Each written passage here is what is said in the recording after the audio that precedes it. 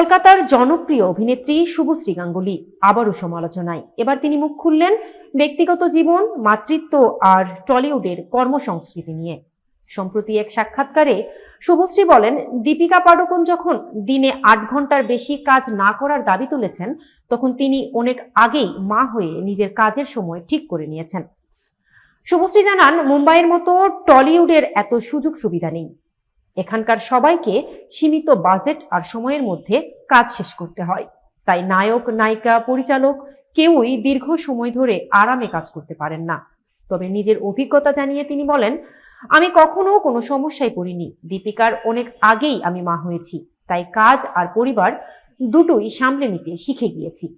প্রসঙ্গত, শুভশ্রী বর্তমানে অভিনয়ের পাশাপাশি পারিবারিক জীবন নিয়েও সমানভাবে ব্যস্ত।